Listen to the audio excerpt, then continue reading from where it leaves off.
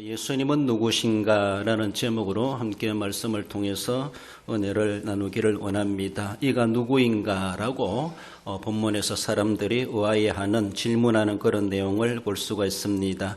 지난주에는 살아있는 자의 하나님이라는 제목으로 함께 말씀을 상고했습니다. 아브라함의 하나님, 이삭의 하나님, 야곱의 하나님.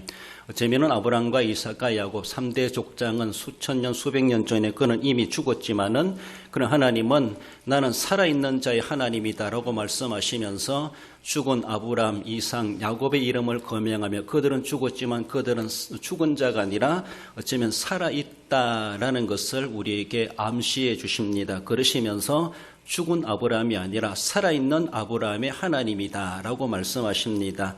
뿐만 아니죠. 오늘 우리가 그 하나님을 나의 하나님으로 고백한다고 하는 것은 내가 육신적으로 살아있을 뿐만 아니라 내 영으로 살아있다고 생각할 수 있어야 되고 또 나의 살아계신 하나님이시다라는 것이죠. 우리가 진짜로 살아있다라면 우리 하나님을 우리의 하나님이라고 고백할 수가 있습니다. 내가 살아있기 때문에 하나님을 나의 하나님이라 고백하게 되는 것이죠. 하나님은 믿음이 죽은 자의 하나님이 결코 아니고 육신이 죽은 자의 하나님이 결코 아니라는 것이죠. 살아있는 자, 육신적이든 영적으로 살아있는 자의 하나님, 바로 우리의 하나님이시다라는 것이죠. 그러므로 우리도 우리 영적으로 죽지 않고 우리가 시들지 않고 그러게 되지 않도록 늘 청청한 삶을 영적으로 살아가야 되고 살아있는 자로서의 살아계신 하나님의 이름을 우리가 부를 수 있어야 할 것입니다. 이런 가운데서 우리에게 죽음이 있다 할지라도 결국은 부활이 있다라는 것을 지난주에 말씀을 통해서 우리에게 말씀해 주셨습니다. 오늘은 예수님께서 이제 마지막 예루살렘에 입성하시는 그러한 행보 가운데 그래서 종려나무 가지를 흔들었다라고 해서 종려주일이다 그렇게 이름을 붙이게 됩니다. 예수님께서 약 3년 동안 공생의 사역을 하시면서 인간 나이로 약 33세 청년의 나이로 마지막 이제 예루살렘으로 입성하시게 되는데 나귀 새끼를 타고 입성하셨다라고 그렇게 말씀하시며 많은 사람들이 예수님을 환영하지만은 어쩌면은 소동했다 이런 말로도 전해주고 있습니다. 어쩌면은 그래서 많은 사람들이 예수님을 알기도 했지만 또 많은 사람들이 예수님을 알아보지 못해서 이가 누구인가라고 하며 예수님에 대해서 궁금했던 사람들이 있었던 것을 보죠. 그렇습니다. 과연 그렇게 나귀 타고 들어오시는 저분이 누군가, 그 예수는 누군가, 예수라는 분은 어떤 사람인가, 어떤 분인가 라고 하는 것을 우리는 분명히 알아야 될 것이죠. 그렇습니다. 예수님을 향한 믿음의 고백이 바로 우리가 바르게 해야 할 것이죠. 예수님을 바르게 알고 믿어야 된다고 하는 것. 과연 저렇게 나귀를 타고 많은 사람들의 환영을 받으며 예루살렘에 들어오시는 자는 누구일까? 바로 예수님이신데 그렇다면 그 예수님은 내게는 어떤 분이신가? 라고 하는 것이 우리의 신앙 고백으로 있어져야 할 것입니다. 예수님은 누구신가? 라는 것을 통해서 본문의 말씀을 통해서 먼저 상고할 것은 평강의 왕이심을 말씀하십니다. 8절 9절에 보면은 무리의 대다수가 그들의 겉옷을 길에 펴고 나무가지를 베어 길에 펴고 앞에서 가고 뒤에서 따르는 무리가 소리 높여 이르되 많은 사람들이 예수님의 들어오심에 대해서 종려나무 가지를 꺾고 흔들고 자기들의 겉옷을 길바닥에 펴서 나귀 타고 가시는 예수님이 그 위로 그렇게 행진하게 하셨던 것을 볼 수 있죠. 참으로 그들의 이런 모습들은 이러한 그들의 행동, 그들의 퍼포먼스는 상당히 평화롭고 즐겁고 자유롭고 흥겹고 행복한 그런 모습을 보여줍니다. 이만큼 그들은 자유롭다는 것이죠. 평화롭다는 것이죠. 흥겹다는 것입니다. 저런 서민들의 얼굴을 웃게 하고 그들로 하여금 춤추게 하는 그런 일들이 지금 일어나고 있다라는 것이죠. 얼마나 평화로운 그런 모습일까라는 것이죠. 당대의 그 시대에 전쟁에서 승리를 이끌어온 그런 대장군, 그런 왕들은 어쩌면 명마를 타고 도성에 입성하게 되고 많은 사람들은 성전에 돌아오는 그 왕을, 그 장군을 그렇게 개성가를 부르면서 그를 환영해 주는 그런 예가 있었다 그렇게 봅니다. 그래서 말이라고 하는 것은 하나의 어쩌면은 군사적인 도구다라고 말할 수가 있죠. 전쟁을 위해서 필요한 말이다, 그렇게 말을 하기도 합니다. 나폴레옹이나 징기스칸이나 이런 사람들이 말이 없었다라면은 세계를 제패할 수가 있었겠는가, 그런 말도 하죠.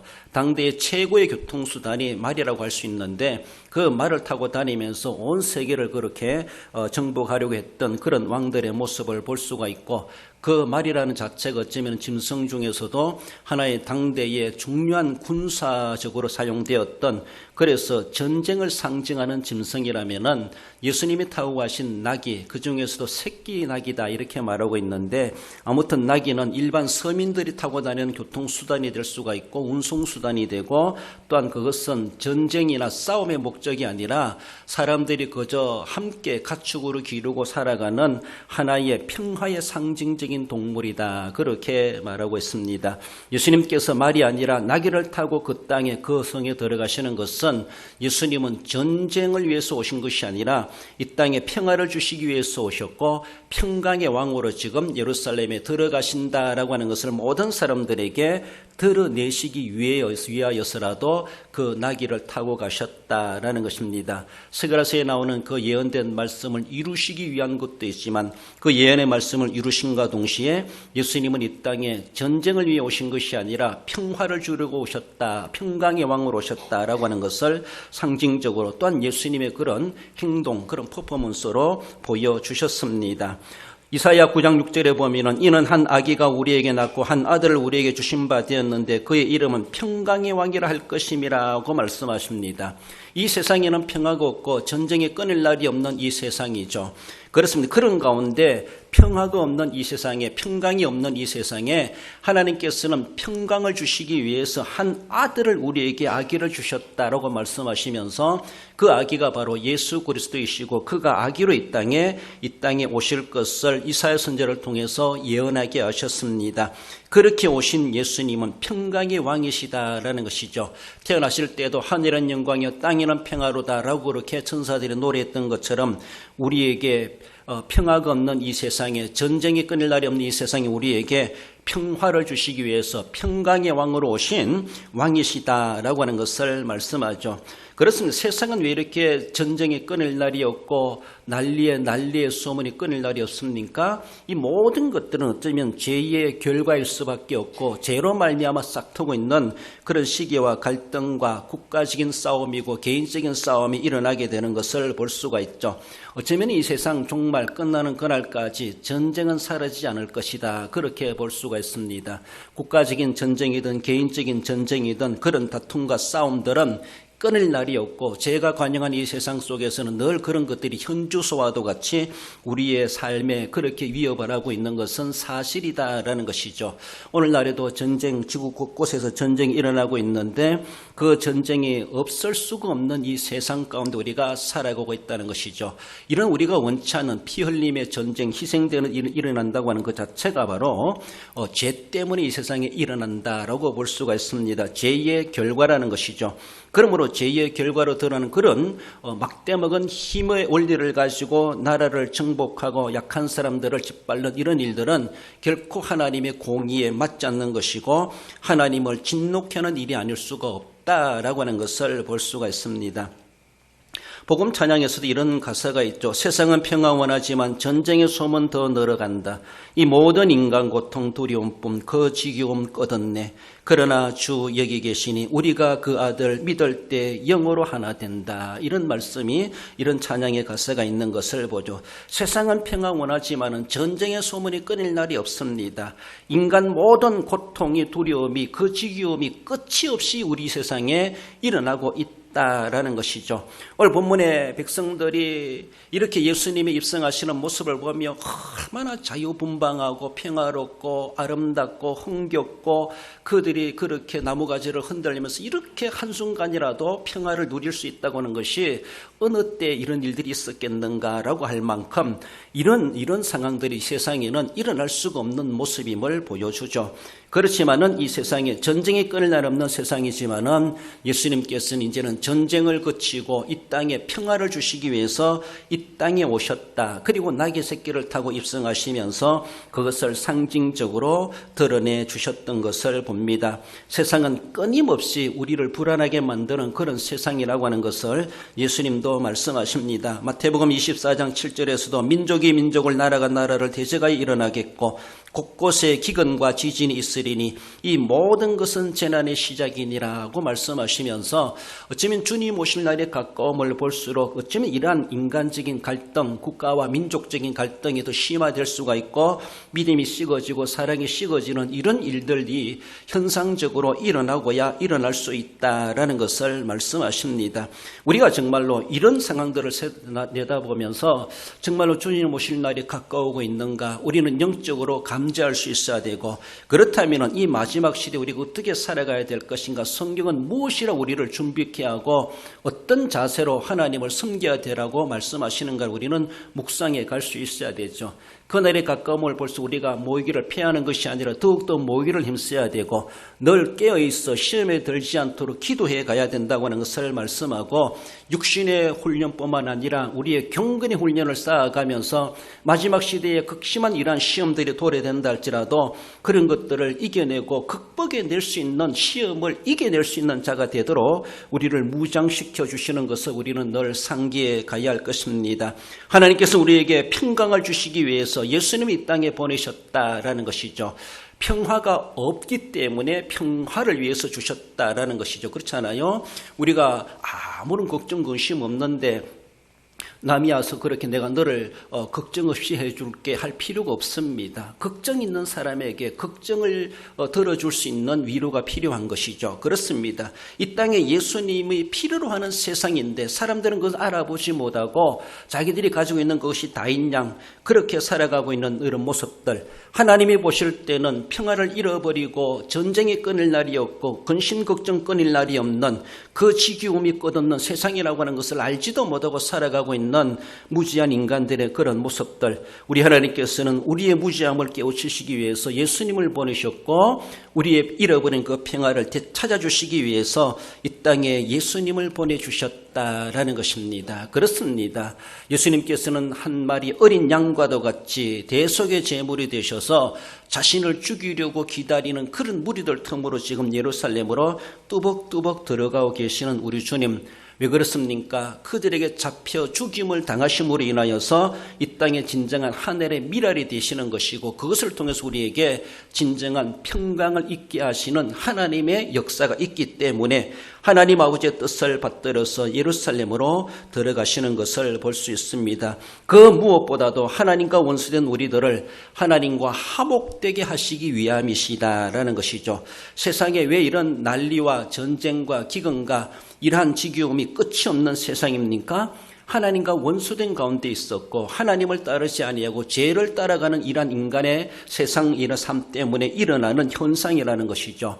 그러므로 그 모든 것들을 없이 한다라기보다 하나님과의 화목된 관계만 이루어진다라면은 인간들이 가지고 있는 죄의 결과에서 해방받을 수가 있고, 오늘 본문에 많은 사람들이 이렇게 평화롭고 즐겁고 자유롭고 흥미롭게 그들이 이렇게 호산나 노래를 하며 예수님을 찬양하고 맞이하는 것처럼 이러한 그들의 삶이 영원히 지속될 것이라는 것을 우리에게 소망케 해 주십니다. 그것을 주실 분은 바로 하나님이시며 그 하나님께서 예수 그리스도를 이 땅에 보내셔서 평강의 왕으로 임하시게 하셨고 우리에게 진정한 전쟁이 다툼이 시기가 끝나고 미움이 끝나고 우리에게 평강을 주시기 위해서 예수님께서 이 땅에 오셨을 뿐만 아니라 이제 마침내 실제적인 사건을 이루시기 위해서 예루살렘으로 들어가시게 되셨다라는 것입니다.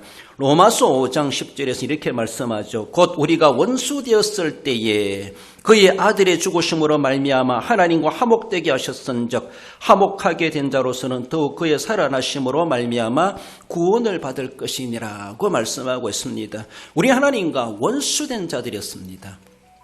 하나님을 남몰라하고 하나님을 무시해버리고 하나님을 숨기지 아니하고 자기의 소견에 오른 대로 살아갔고 하나님 없는 삶을 살아갔던 우리의 모습들이 원수된 삶이죠. 그렇습니다. 하나님과 원수가 아니라 하나님과 화친한 관계를 맺어간다면 하나님의 뜻을 따르고 하나님의 계명과 말씀을 준수하며 살아가게 되어져 있습니다. 그렇습니다. 우리에게 더 이상 전쟁이나 위험이나 죽음이나 질병이나 고통당할 수가 없습니다. 그러나 이 애시당초 시조로부터 오늘에 이르기까지 모든 인간들이 하나님께 범죄하고 하나님과 원수된 가운데 있었기 때문에서라도 이 세상은 저주를 받고 엉겅기가 나고 가시가 나고 하나님이 창조하신 세계가 망가뜨려지는 이러한 막대먹은 세상이 되어버렸다는 것이죠. 그것을 보실 수가 없으신 우리 하나님께서는 독생자를 보내셔서 이제 그 모든 것들을 정하실 뿐만 아니라 거기에서 우리를 구원하시고 하나님과 화목한 관계를 맺도록 하시기 위해서 아들 되시는 예수님을 이 땅에 대속의 제물로 희생의 제물로 그렇게 중보자로 보내셨다라는 것입니다. 이제 그 사명을 이루시기 위해서 예수님이 마침내 예루살렘으로 직접 들어가시는 그런 상황들을 본문에 그렇게 보여주고 있습니다. 그렇습니다. 평강을 주시기 위해서 평화가 없는 이 세상에 오셨고 우리에게 진정한 평강을 주시기 위해서 오늘도 우리의 심령에 찾아오시는 우리 예수님이심을 말씀합니다. 개인적으로 내 마음에 평강의 왕을 예수님을 모실 때에 내 마음이 평화롭게 되어지고 우리의 가정에 불화와 어려움이 있을 때에 거기에 예수님을 모셔드릴 때 예수님이 진정한 왕되심으로 우리 가정을 다스려 주실 때 우리에게 진정한 주님이 주시는 하늘의 평화가 있게 된다는 것을 말씀하죠. 남북 관계이든 국가적인 관계이든 외교 관계이든 모든 국가 민족적인 모습에서도 이 나라에 예수 그리스도를 영접하고 입성하시는 예수님을 평강의 왕으로 맞아들일 때 진정으로 하나님은 우리 민족의 우리 나라에도 이 땅에도 하나님께서 평화가 정착되게 하시는 진정한 평화의 주체자가 되신다는 것을 말씀하고 있습니다. 예수님은 누구신가? 평강의 왕이시다라는 것을 우리가 고백할 수 있습니다. 나아가서 예수님은 누구신가? 다윗의 자손임을 말씀하고 있죠. 9절에 보면은 무리가 소리 높여 이르되 호산나 다윗의 자손이여 찬송하리로다. 주의 이름으로 오시는 이여 가장 높은 곳에서 호산나 하더라고 노래했습니다. 예수님은 다윗의 자손으로 이 땅에 오셨다. 마태복음 1장 1절에서도 아브라함과 다윗의 자손 예수 그리스도의 계보라라고 말하며 예수님의 족보를 이야기하며 아브라함 때부터 예수 그리스도 이르기까지 이렇게 어쩌면은 중간에 다윗의 자손이다 그렇게 말씀하십니다. 예수님께서 다윗의 자손, 다윗의 혈통의 가문을 통해서 이 땅에 오셨다라고 하는 것은 이미 하나님께서 그렇게 계시하신 바가 있고 선지자를 통해서 예언하게 하셨고 하나님의 말씀에 기록되어 있고 그래서 그 말씀대로 하나님의 계획대로 하나님의 계시대로 선지자의 예언대로 하나님의 약속대로 이 땅에 오셨다라는 것입니다. 뜬금없이 밑도 끝도 없는 근거도 없는 근원도 없는 그런 예수님이 결코 아니시라는 것입니다. 하나님이시지만은 인간의 몸을 입고 오셔야 되기 때문에 다윗의 혈통을 통해서 다윗의 가문을 통해서 이 땅에 하나님은 보내시겠다 말씀하셨고 그래서 예수님은 다윗의 가문을 통해서 이 땅에 인간의 몸을 입고 오신 것을 분명히 말씀하십니다. 하나님의 계획이었다는 것이죠. 하나님의 약속이었다는 것이죠. 하나님의 말씀이라는 것이죠. 그렇습니다. 그러므로 하나님의 말씀이 언제 하셨다 할지라도 그 말씀하신 바가 수천 년 전에 하셨다 할지라도 그 말씀은 없어지지 아니하고 사라지지 아니하고 분명히 때가 되면은 하나님의 말씀하신 대로 그것은 이루어지고야 만다라고 하는 것을 하나의 예로도 들어주고 있습니다. 앞으로 일어날 모든 일에 대해서 하나님이 계시하신 그 말씀대로 성경에 기록된 대로 그것은 앞으로도 이루어지고야 만다라고 하는 것을 우리에게 희망케 해줍니다. 과거의 말씀들이 그렇게 성취되었던 것처럼 지금도 이루어져 가고 있고 앞으로도 하나님의 말씀은 소멸되지 아니하고 반드시 그것이 이 땅에 우리에게 이루어지고야 만다고 하는 것을 말씀하십니다. 바로 성경을 이루시는 예수님이 다윗의 자손으로 오셨다라고 하는 것을 말씀하십니다.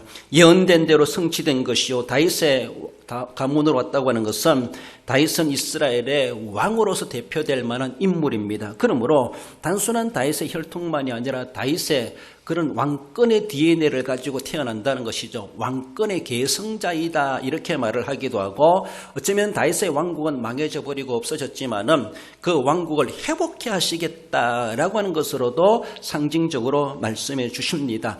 다윗의 왕국을 회복한다. 그것은 하나의 예표적인 모습이고 결국은 메시아의 왕국, 즉 그리스도의 왕국, 다르게 보면 하나님의 나라를 회복하시겠다라고 하는 것이죠. 그것을 위해서 다윗의 왕권을 가지고 이 땅에 오셨고 그 이름을 가지고 하나님의 이름으로 이 땅에 하나님의 나라가 완성되게 하시려고 예수님이 이 땅에 오셨다라는 것입니다. 하나님께서는 그 옛날 다윗의 왕국을 영원한 왕국으로 삼으시겠다고 그렇게 약속하신 바가 있죠. 그러나 영원하지 못하고 몇백 년 후에 다윗의 후손들은 왕권을 지켜내지 못하고 바벨론에 멸망당하고 세계에 유리하는 백성이 되어버렸고 정말로 이제는 그 왕국을 되찾을 수 없을 정도로 그렇게 미미한 이스라엘 나라가 되어버렸던 것을 볼 수가 있죠.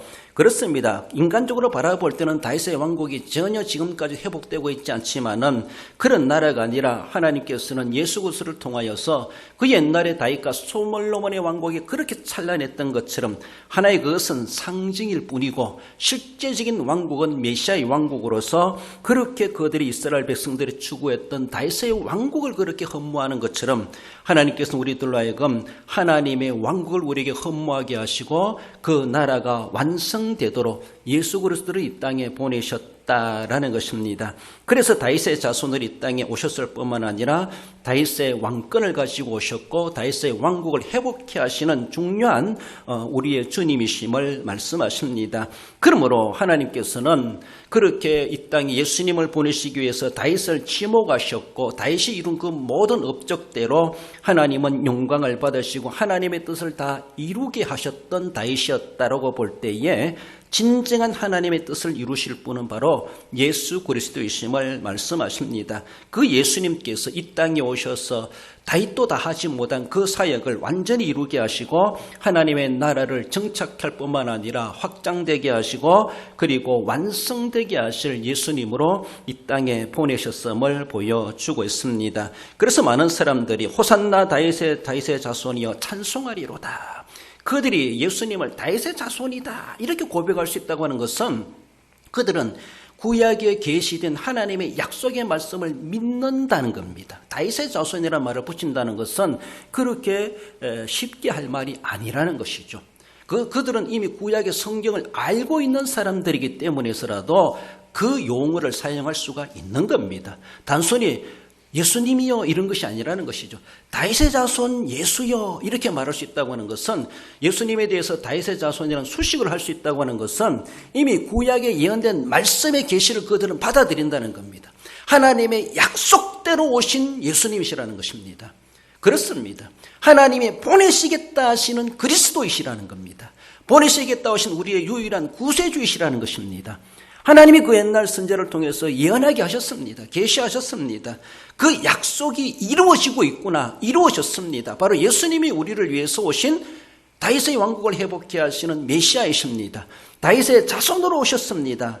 호산나 다윗의 자손이여 찬송하리로다. 우리를 구원해 주소서 호산나 이런 말이죠. 누가? 다윗의 자손이여. 예수님을 가리켜서 다윗의 자손이여 이렇게 말합니다. 당대에 많은 사람들이 다윗의 자손들이 있겠죠. 그렇지만은 예수님을 두고 그렇게 지목하여 말할 수 있다고 하는 것은 단순한 혈통적인 그런 모습이 아니라 하나님의 계시의 약속을 배경으로 하고 있다는 것이죠.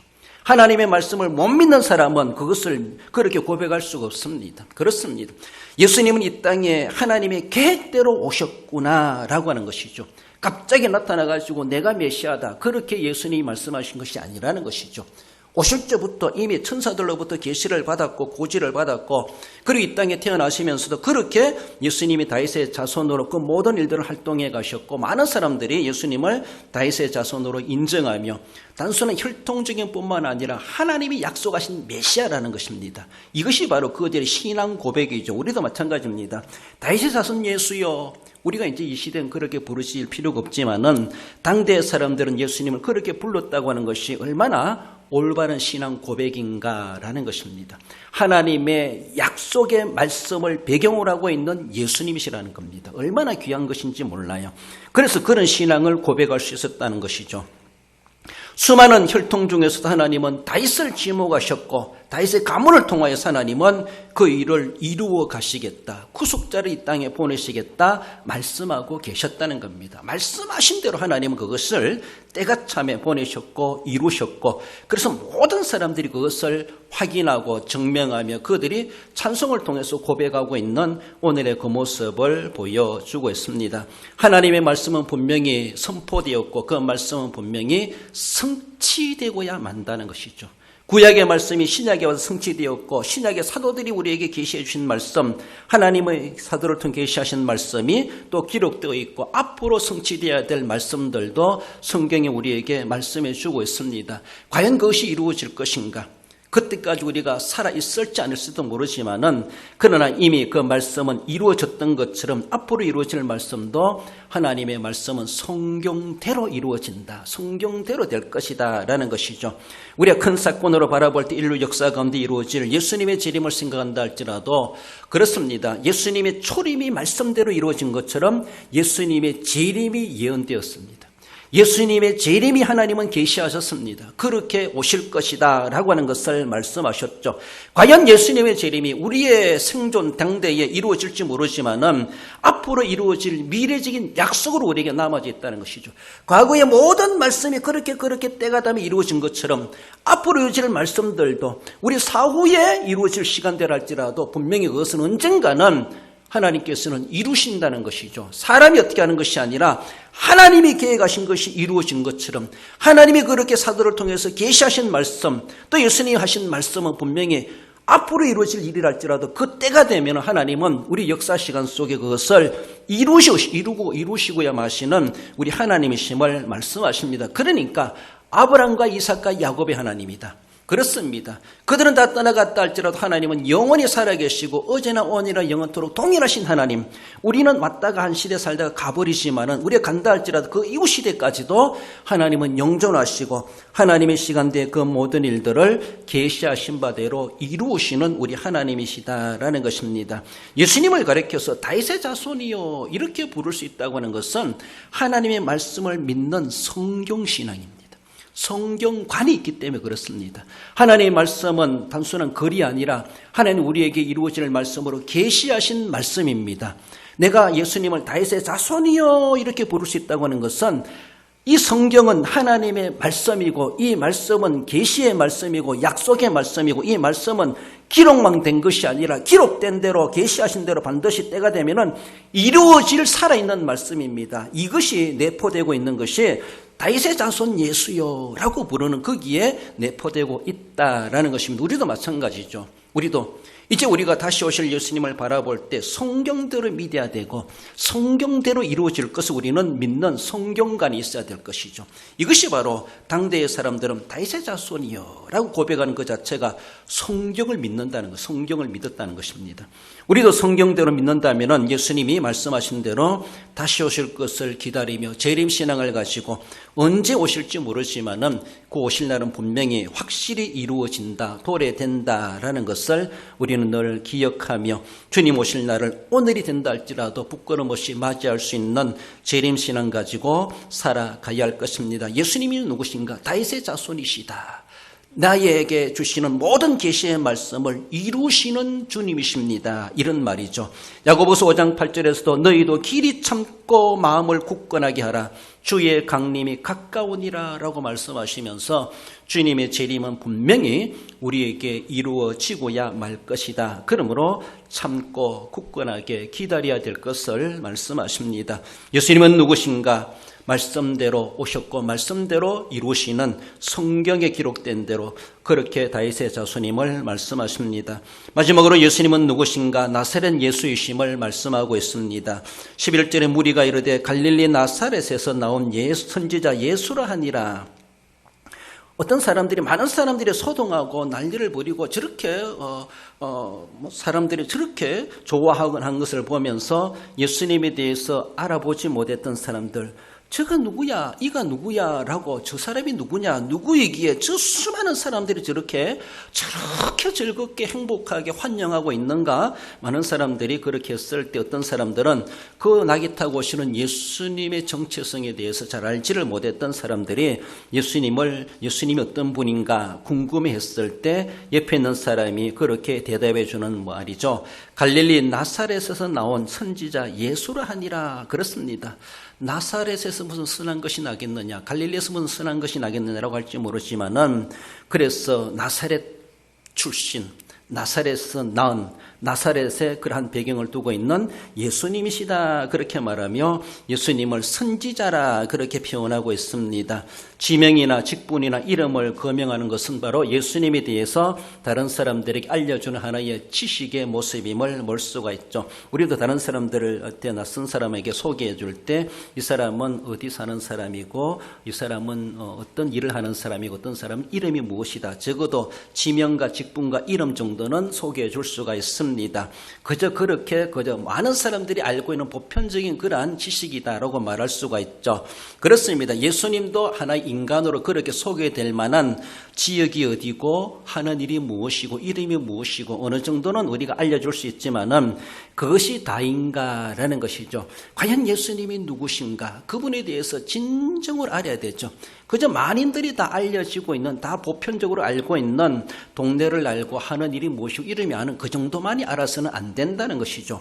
우리가 알고 있는 예수님 과연 어떤 분이신가? 평강의 왕이시오, 다윗의 자손이요, 나사렛 예수시다라고 말씀하시는 것은 어쩌면은 당대의 지명을 앞에 붙인다고 하는 것은 동명이인이 있기 때문에 다른 예수와 구분하기 위해서, 그래서 가룟 유다 이렇게 말하죠. 가롯이란 말은 지명이죠.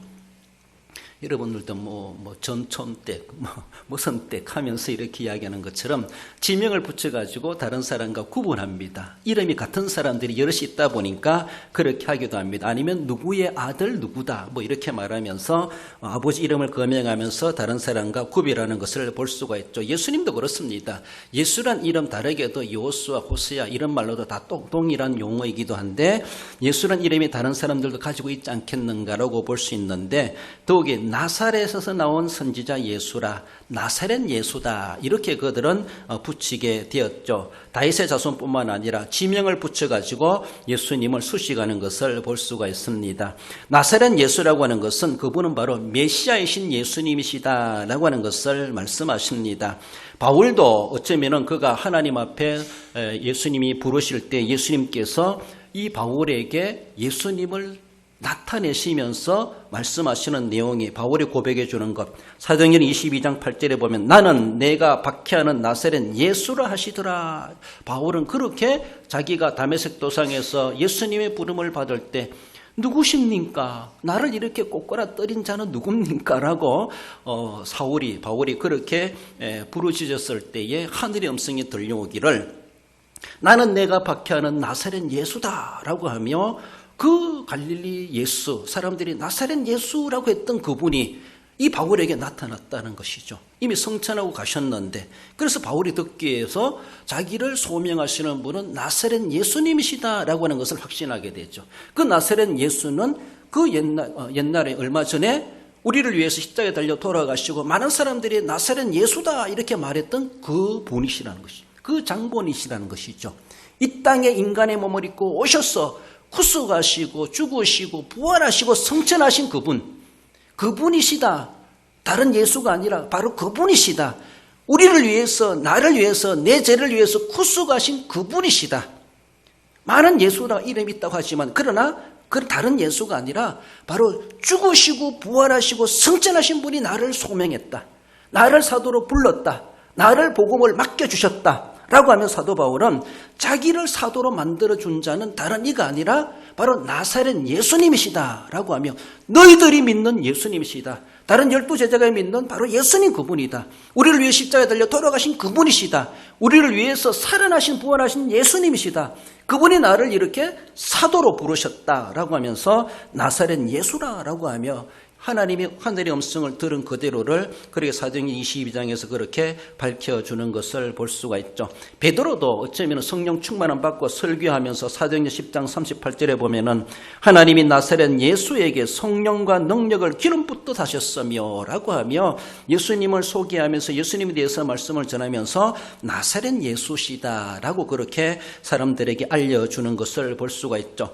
당대 이방인들과 많은 외국에서 온 사람들, 그런 사람들에게 말씀을 전하는 가운데서 예수님에 대해서 구별하고 예수님이 어떤 분이신가, 나사렛 예수라고 하는 것은 수많은 예수들이 있겠지만은 그런 이 예수, 나사렛 예수님은 우리의 진정한 구세주이시고 그분은 죽으셨고 그분은 부활하셨고 그분은 성천하셨고 그분이 우리에게 성령을 충만하게 주셨고 그분이 우리를 사도로 세우셔서 이렇게 복음을 전한 자로 삼으셨다라고 하는 것을 베드로도 설교하면서 그렇게 말씀해 주는 것을 보죠. 바로 그분은 메시아이시다, 나의 하나님이시다, 나의 구세주이시다, 이런 말입니다. 메시아. 그러므로 나사렛 예수라고 말한다는 그 자체가 얼마나 아름다운 신앙 고백인가라고 하는 것을 보여주죠. 나아가서는 하나님이신 예수님이시다라는 것입니다. 사람들은 예수님을 가리켜 선지자다 이렇게 말합니다. 예수님도 사람들이 나를 누구라 하느냐, 가이사랴 빌립보에서 제자들이 물었을 때 많은 사람들은 마태복음 16장 14절에 선지자 중에 하나라 하나이다 이렇게 사람들은 알고 있더라라는 것이죠. 예수님은 단순한 선지자 중에 한 사람이 아니라는 것이죠. 예수님을 알아도 너무 몰랐죠. 그저 피상적으로만 알고 있었는데 그저 한 사람의 선지자로만 우리가 믿을 수가 없습니다. 예수님은 크리스토스, 그리스도이십니다. 선지자이시면서 제사장이시면서 왕이시다. 구약의 기름 부음을 배워 세움 받은 직분자 3대 직분이죠. 그 3대 직분을 다 가지고 계신 예수님이십니다. 더 이상 왕이 필요 없고 더 이상 제사장이나 선지자가 필요 없고 예수님 안에 왕권이 들어있고 제사장의 거룩함이 들어있고 선지자가 들어있습니다. 그러므로 예수님의 삼중직이다라고 하면 선지자, 제사장, 왕권을 가지고 계신 예수님이시죠. 예수님이 나의 왕이십니다. 나의 죄를 대속하시는 제사장이십니다. 나를 바른 길로 인도하는 선지자입니다 라고 하는 것이죠. 그러므로 다르게 보면은 예수님은 나의 하나님이십니다. 이 말이 바로 나사렛 예수라는 그런 말 속에 우리에게 전해주고 있습니다. 우리도 예수님은 누구신가? 예수님은 나의 하나님이십니다. 나를 위해서 죽으시고 나를 위해서 부활하시고 나를 위해서 성천하시고 그리고 나를 데리러 이 땅에 다시 오시기로 약속하셨습니다. 그분은 바로 나의 예수님이십니다. 나의 하나님이십니다. 옛날에 사람들이 나사렛 예수라고 소개했던 그 예수님, 바로 그분은 나의 하나님이십니다 라고 하는 것을 우리는 고백할 수 있어야 할 것입니다. 마태복음 1장 21절에서도 이름을 예수로 하라, 이는 죄에서 구원할 자이심이라고 말씀하시면서 예수란 이름 자체의 의미가 바로 자기 백성을 그들의 죄에서 구원할 자라고 의미를 가지고 있는 것처럼 진정한 우리의 구세주 예수님이 되심을 말씀하고 있습니다. 예수님은 누구신가? 진정한 우리의 평강의 왕이 되시고 다윗의 자손으로 약속대로 성경대로 오셨고 그리고 진정한 우리의 하나님 나사렛 예수이심을 말씀하고 있습니다. 말씀을 믿습니다. 우리 성도 여러분, 고통의 세상에 평강을 주시기 위해서 오시는 예수님 왕이심을 말씀하십니다. 그래서 그 예루살렘에 들어가시는 예수님이신 것처럼 오늘도 우리에게 겸손하게 우리의 심령에 들어오시고 우리의 가정에 들어오시고 우리의 인생 생활 속에 들어오시고자 하시는 우리 주님을 우리는 기쁨으로 영접하고 환영하고 어서 오시옵소서 받아들일 수 있어야 할 것입니다. 그럴 때 우리에게 진정한 평화가 임하게 될 것을 말씀하십니다. 성경대로 하나님이 보내신 왕이심을 늘 기억하며 성경대로 믿고 성경대로 기다리고 성경대로 주님 앞에 섬겨가심으로 성경이 성취될 때에 그 복을 함께 공유할 수 있는 복된 자들이 되어야 할 것입니다.